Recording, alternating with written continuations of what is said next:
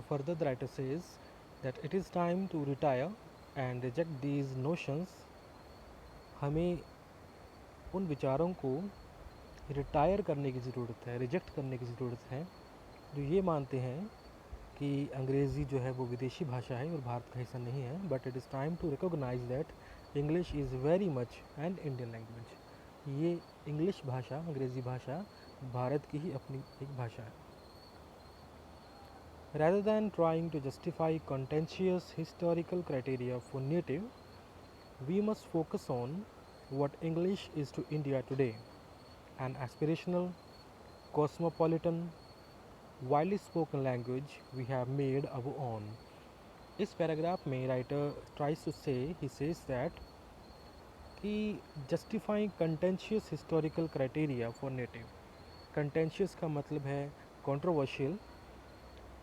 ये कहना कि पास्ट में अंग्रेज़ आए और वो अपनी भाषा को हमारे पे थोप के चले गए, उस टाइम में भी उन्होंने अंग्रेज़ी को इम्पोज़ किया, इन्फोर्स किया हमारे ऊपर, ये बात कहना सही नहीं. क्योंकि हमें अब देखना चाहिए that what English is to India today. आज अंग्रेज़ी भारत के लिए क्या है. एंड एस्पिरेशनल, एक महत्वाकांक्षी भाषा है. कॉस्मोपॉलिटन, कॉस्मोपॉलिटन का मतलब है कि बहुत सारे देश जो एक कॉमन लैंग्वेज यूज़ करते हैं वो इंग्लिश है. आप चाहे जिस मर्जी देश में चले जाओ, आपको अगर अंग्रेज़ी आती है तो there are chances that you will be able to survive there.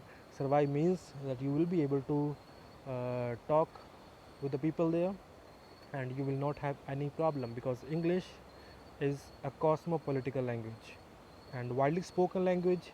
ये बहुत दुनिया भर में बोली जाती है. हालांकि अंग्रेज़ी का स्थान विश्व में चौथे नंबर पे है बोले जाने में. पहले नंबर पे चाइनीज़ भाषा है, मैंडारिन. सेकंड पे स्पेनिश लैंग्वेज है. थर्ड पे हिंदी और फोर्थ पे English. But still, as English is spoken by many countries in this world today, and it has so many relevances for us that we can go anywhere and we can talk to people easily. So English का इतना बड़ा स्थान है हमारे लिए आज के ये टाइम में. So further writer कहता है कि dialect and vocabulary in regional languages are still indicators of caste and community and enable further exclusion. Dialect का मतलब है भाषा, या आप सिंपली कहें उपभाषा, जो बोली या उपभाषा, बेसिकली बोली या उपभाषा. Dialect and vocabulary in regional languages. Writer कहता है कि जो हमारी रीजनल लैंग्वेजेस हैं अभी भी वो कहीं ना कहीं जाति और संप्रदाय उनकी तरफ ही इशारा करती है. उनकी जो भाषा है वो जाति और संप्रदाय के आधार पर ही रखी गई है, जिससे कि बच्चों को या फिर आप कहें लोगों को फर्दर एजुकेशन लेने में, पढ़ाई लेने में थोड़ी प्रॉब्लम आती है. हमें आज भी पता है, if I am living here in Himachal और in Uttar Pradesh and if I go to Maharashtra और तेलंगाना और Tamil Nadu, so obviously the people who are living there, they prefer to speak Tamil, Telugu, Malayalam, like these languages, than Hindi there basically. So basically हम कह सकते हैं कि कोई भी लैंग्वेज है, स्पेशली भारत की जो लैंग्वेजेस हैं, ये रीजन के साथ ज़्यादा अटैच्ड हैं as compare to the whole nation, जिसे सारा देश बोलता हो. तो अंग्रेज़ी में लेखक ने कहा है कि ऐसी बात है जो जो भारत में एटलीस्ट आप जहाँ भी जाओगे, so people, you will find people who speak English and you feel comfortable while talking with them. Next line में कहा है उसने कि English presents an opportunity to master a language that no one can exclusively claim as their own in India. This has helped sustain its appeal long after the British left. इसका साफ तौर पे मतलब ये कहा है लेखक ने कि अंग्रेज़ी आज के वक्त में हमें एक ऐसा अवसर उपलब्ध करवाती है that gives us an opportunity to master language, एक ऐसी भाषा को मास्टर करने के लिए जो भारत में कोई भी राज्य नहीं कहता है कि ये हमारी लैंग्वेज है. आज मैंने जैसे पहले बताया, या लेखक भी कहता है कि अगर आप साउथ की किसी स्टेट में जाएं या नॉर्थ ईस्ट की या इवन हमारे उत्तर भारत की किसी स्टेट में हो, तो हम कहते हैं कि हिंदी हमारी है, साउथ में जब जाओ तो वो कहते हैं कि तमिल तेलुगु हमारी है। तो इस तरह से भाषाओं के आधार पे भारत देश में हमारे राज्य हैं, लोग हैं, बट इंग्लिश को कोई नहीं कहता कि ये हमारी है। So English provides us an opportunity to go anywhere in India freely without any fear of speaking with the people. अब लेखक ने आगे कहा है एन इंक्लूसिव लैंग्वेज, ये ऐसी भाषा है जो जोड़ के रखती है लोगों को। So how the history of language and learning in India has been fraught with problems. यहाँ फ्रॉट का मतलब है फुल ऑफ या filled with, yes filled with जो है ज़्यादा अप्रोप्रिएट है, filled with problems. History of language and learning in India has been fraught with the problems, means भाषाओं का इतिहास काफ़ी सारी प्रॉब्लम्स के साथ रहा है। Education in traditional language, education in traditional knowledge systems has been highly discriminatory, specially along caste lines. अगर कास्ट लाइन्स या जाति संप्रदाय के आधार पर देखें तो लेखक ने कहा है कि ये बहुत हद तक डिस्क्रिमिनेटरी रहा है लोगों के लिए। मीन्स लोगों को थोड़ी सी प्रॉब्लम हुई है किसी स्पेसिफिक एरिया में जाके वहाँ की भाषा पढ़ने में, उसको फॉलो करने में। तो he saying that it has been discriminatory along the caste lines.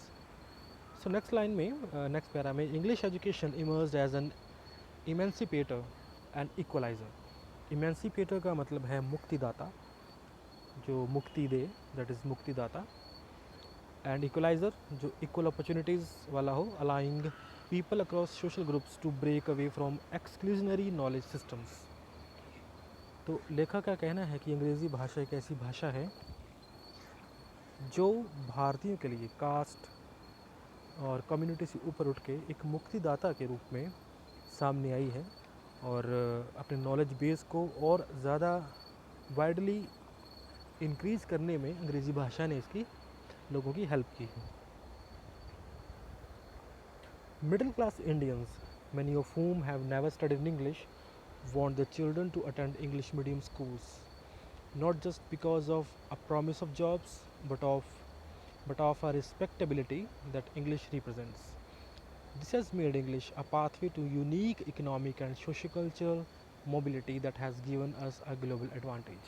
इसमें लेखक ने कहा है कि भारत के बहुत सारे मिडिल क्लास पीपल जो हैं, लोग जो हैं, अपने बच्चों को अंग्रेज़ी शिक्षा देना चाहते हैं, चाहे उन्हें खुद अंग्रेज़ी कभी ना पढ़ी हो, but still they want to give their children the best education in English. इसका रीज़न वो ये बताते हैं कि जॉब्स तो मिलती ही हैं बाद में, कोई पढ़ा लिखा बंदा है तो नौकरी तो मिल ही जाती है, but they say that English gains some kind of respectability. If a person speaks English, as I told you earlier, people generally considers him or her an intelligent person. तो एक रिस्पेक्ट आती है जब आप अंग्रेज़ी बोलते हैं तो। So that's why people mostly prefer for English language. Himachal में, पंजाब में, उत्तर भारत में कहाँ भी जाएँ तो लोगों का ज़्यादा क्रेज़ यही होता है कि बच्चों को अंग्रेज़ी स्कूलों में भेजें ताकि उनके बच्चे अंग्रेज़ी बोलें। रीज़न यही है कि उन्हें लगता है कि जब उनका बच्चा इंग्लिश बोलेगा तो उसकी रिस्पेक्ट बढ़ेगी और लोग उसे इंटेलिजेंट मानेंगे, और जो भी बहुत हद तक सही भी है। अंग्रेज़ी ने इस तरह से कहते हैं कि एक ऐसा पाथ दिया है जिसने सोशल और सोशल एंड इकोनॉमिक पाथ पर वैश्विक स्तर पर आगे बढ़ने के लिए एक रास्ता भी उपलब्ध करवाया है। अब आगे लिखा कहता है कि we have drafted a constitution and given shape to essential rights and ideas in English. हमने अपना संविधान भी अंग्रेज़ी में लिखा है, ये और किसी भाषा में नहीं, अंग्रेज़ी में ही है। Legal processes in India rely heavily on what has become the international language of the law. अब क्योंकि कॉन्स्टिट्यूशन भी इंग्लिश में है, हमारा संविधान भी इंग्लिश में है, और सारी लीगल प्रोसेसेस, सुप्रीम कोर्ट की सारी प्रोसीडिंग्स, हाई कोर्ट्स की सारी प्रोसीडिंग्स, लॉ की सारी स्टडीज़ सब इंग्लिश में ही हैं। सो इसलिए लॉ की एक इंटरनेशनल लैंग्वेज के तौर पे अंग्रेज़ी को एक तरह से मान्यता यहाँ प्राप्त है भारत में। It is the language of our own courts and some of our greatest legal minds. यहाँ पे ये कुछ व्यक्तियों के नाम दिए हैं जो भारत के जुडिशरी में अपनी पहुँच पे बहुत आगे तक रहे हैं, जैसे एच.एम. सिरवानी, नाना बॉय पलक्यावला एंड कृष्णन अय्यर। अब next the writer tries to explain that English is the global lingua franca. Lingua franca means lingua franca का मतलब है कि ऐसी भाषा जो विश्व में लगभग हर देश के नागरिक बोल पाते हैं easily.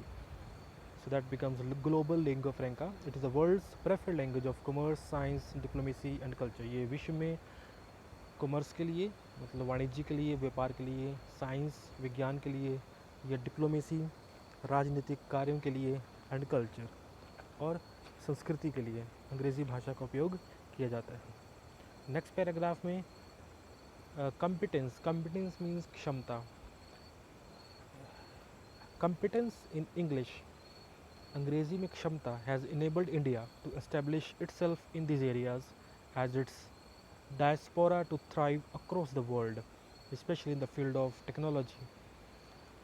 The association between English and stable, well-paying careers is obvious and apparent. यहाँ पे competence का मतलब है क्षमता। अंग्रेज़ी में भारतीयों की क्षमता की वजह से ही इसमें कहता है कि भारत के वो लोग जो बाहर जाके रहते हैं, बाहर विदेशों में रहते हैं, लाइक अमेरिका में या कनाडा में, इंग्लैंड में, उनको भी आगे बढ़ने का मौका मिला है, स्पेशली जो कि विज्ञान और तकनीकी की फील्ड्स में। यहाँ पे डायस्पोरा का मतलब वो लोग होते हैं जो अपने देश से बाहर विदेशों में जाके रहते हैं। और यहाँ पे जो वर्ड है थ्राइव, थ्राइव का मतलब होता है फलना फूलना। और लास्ट लाइन में ये कहा है कि अंग्रेज़ी और एक बेहतर वेल पेइंग जो जॉब्स हैं उनके बीच तो हमें रिलेशन पता ही है। अगर आप अच्छे पढ़े लिखे हैं, अंग्रेज़ी का जानकार हैं, तो जॉब्स मिलने में भी बहुत आसानी होती है। Now further the writer says, today Indians give shape to new thought through English. भारतीय आज के वक्त में नए विचारों को अपनी तरफ से एक न्यू शेप्स उन्हें देते हैं, उनको चेंज करते हैं, आइडियाज़ को चेंज कर सकते हैं, मॉडिफाई कर सकते हैं। Science has relied on, rely on मतलब भरोसा रखते हैं। Science has relied on it to pool the best minds of the country and create a strong base of research, innovation and teaching in the field. इन सारे paragraph का मतलब ये है कि यहाँ पे पूल का मतलब है like a group. Pool the best minds means pool of best minds. जितने भी best minds means who are very intelligent persons, उनका जो पूल है that heavily relied on science, science पर ही निर्भर है, विज्ञान ही उन्हें आगे लेके आया है। और जिसकी वजह से हमारे देश ने, उन लोगों ने स्ट्रॉन्ग रिसर्च मतलब अनुसंधान, इनोवेशन, न्यू जो रिसर्च होती है, खोज होती है, खोजबीन, इनोवेशन और टीचिंग, इन फील्ड्स में आगे आके भारत का और अपना भी नाम रोशन किया है। और this only became possible because of English. Next the author says that Indian authors have also produced enduring English literature. Enduring means जैसे हम कहते हैं टिकाऊ, मजबूत। एंड्योरिंग इंग्लिश लिटरेचर, अगर आप ये नाम देखें, R.K. Narayanan, Khushwant Singh, Vikram Seth, Shashi Tharoor, who has made big words cool, बड़े बड़े शब्दों को बहुत ही आसानी से बोल देने वाले मिस्टर शशि थरूर। एक वर्ड तो मैंने भी सीख लिया था, the word was flocky knocky nihilipilification, जिसका मतलब है the thing which has no so much value, flocky knocky nihilipilification. So this is the actually impact English writers create on the journal students or the public.